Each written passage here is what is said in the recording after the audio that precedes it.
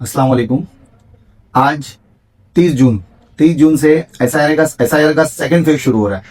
जो इनोमिनेशन है, इनोमिनेशन का फॉर्म बीएलओ आपके घर पर लाकर देंगे और आज से ये प्रोसेस शुरू होगा और 29 जुलाई तक यानी कि पूरे 30 दिन तक ये काम चलेगा। देखिए, ये बहुत ही ज़रूरी काम है और हम सभी लोगों को इसका हिस्सा बनना है और बीएलओ की और बीएलए की, ये दोनों की मदद करनी है और सही तरीके से अपना फॉर्म फिल करना है। सबसे पहले तो आप ये समझ लीजिए कि जितने भी लोगों ने जिन लोगों ने अपनी मैपिंग करवा ली है उनको कोई प्रूफ देने की जरूरत नहीं है, लेकिन फॉर्म उनको भी भरना है। और जिनकी मैपिंग नहीं हुई है वो 3 अलग अलग कैटेगरी में है। जिनका डेट ऑफ बर्थ 1987 जुलाई 1987 1 जुलाई 1987 के पहले जो लोग पैदा हुए हैं उनको अपना एक प्रूफ देना है, जिसमें बर्थ और प्लेस ऑफ बर्थ और डेट ऑफ बर्थ दोनों मेंशन हो। जैसे पासपोर्ट हो गया, जैसे आपका लिविंग सर्टिफिकेट हो गया, आपका बर्थ सर्टिफिकेट हो गया, आपका एसएससी का सर्टिफिकेट हो गया, आपका 12 का सर्टिफिकेट हो गया। ऐसे प्रूफ जिसमें बर्थ और प्लेस दोनों मेंशन हो। दूसरी कैटेगरी है कि 1 जुलाई 1987 से दिसंबर 2004 के बीच में जो लोग पैदा हुए उनको अपना भी एक प्रूफ देना है और अपने माँ या बाप में से किसी एक का प्रूफ देना है। उसके बाद तीसरी कैटेगरी है अनमैप की, कि जो 2004 दिसंबर के बाद पैदा हुए हैं उन लोगों को अपना भी एक प्रूफ देना है और अपने माँ और बाप दोनों का एक प्रूफ देना है। और वो जो भी प्रूफ आप देंगे एक ही प्रूफ देना है, लेकिन उसमें डेट ऑफ बर्थ और प्लेस ऑफ बर्थ मेंशन होनी चाहिए, इसका ख्याल रखिएगा। उसके अलावा आपको एक फोटो देना है। मैं खासकर ख्वातीन से गुजारिश करूंगा, लेडीज से गुजारिश करूंगा कि उनके कान दिखाई दे, पूरा चेहरा और कान दिखाई दे, ऐसे फोटो देना। फोटो व्हाइट बैकग्राउंड में होंगे और ये फॉर्म आपको दिया जाएगा। ये मैं फोटो छुपाता हूं, किसी का फोटो है। सबसे पहले जो ऊपर वाला जो कॉलम है उसमें आपका नाम और एड्रेस मेंशन आएगा। उसके बाद जो है आपका यादी नंबर, आपका सीरियल नंबर और आपका विधानसभा नंबर, उसके बाद क्यूआर कोड होगा, उसके बाद आपका फोटो होगा जिसमें जो आपके इलेक्शन आईडी में फोटो था वही फोटो होगा। उसके बाद आपको एक फोटो लगाना है।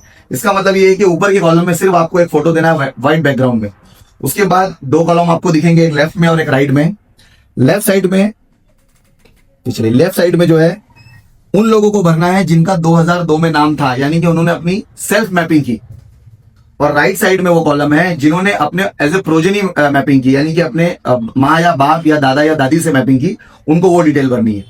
सिंपल समझ लीजिए, लेफ्ट साइड में जिनकी 2002 में खुद से जिन्होंने मैपिंग की उनको 2002 की डिटेल डालनी है, और जिन्होंने एज ए प्रोजेनी में मैपिंग की उनको राइट साइड में डिटेल डालनी है। इसका मतलब ये है कि जो यहां पर अपना फिल करेगा वो यहां उनका ब्लैंक रहेगा, और जो जिन्होंने यहां फिल किया उनका यहां ब्लैंक रहेगा। तो 2002 में जिनका नाम था वो लेफ्ट साइड में, और जो 2002 में जो नहीं थे, जिन्होंने अपने वालिद या वालिदैन से मैपिंग की, उनको राइट साइड में भरना है।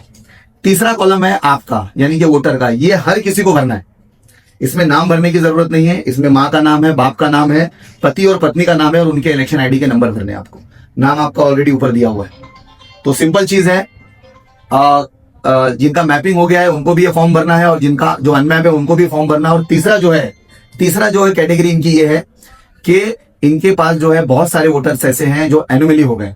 एनोमली का मतलब है कि ऐसे वोटर्स जिन्होंने अपनी मैपिंग की लेकिन इनका कंप्यूटर, इनका सिस्टम उन पर शक कर रहा है। शक यानी कि कुछ ना कुछ प्रॉब्लम बता रहा है।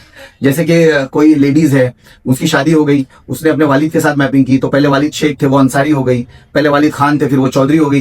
तो ऐसे लोगों को कंप्यूटर जो है मार्क कर रहा है कि इनमें कुछ प्रॉब्लम है, शक कर रहा है इनके ऊपर। कंप्यूटर और सिस्टम इनका उनको एक्सेप्ट नहीं कर रहा। तो ऐसे जो लोग हैं, ऐसे जो भी 30-32 हजार वोटर हैं, ये इन लोगों का सबसे ज्यादा प्रॉब्लम होने वाला है। इनके लिए मदद बीएलओस करेंगे, पहले उनकी मैपिंग करने की कोशिश करेंगे। अगर मैपिंग नहीं हुई तो इनका फॉर्म तो इनका भरना ही है। इनकी एक हियरिंग भी होगी। हियरिंग में इनको बताना पड़ेगा कि मैंने अपने वालिदैन के साथ मैपिंग की, मैंने अपने दादा दादी के साथ मैपिंग की है, तो इंशाल्लाह ताला उनका भी मैप हो जाएगा। तो वो लोग जो अपने आप को मैप समझ रहे हो सकता है वो लोग भी एनोमली में हो।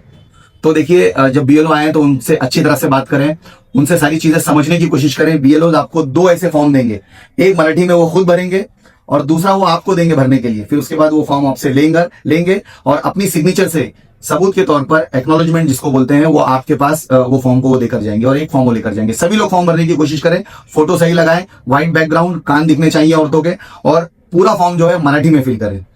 यही आपसे गुजारिश है। जज़ाकल्लाह खैर।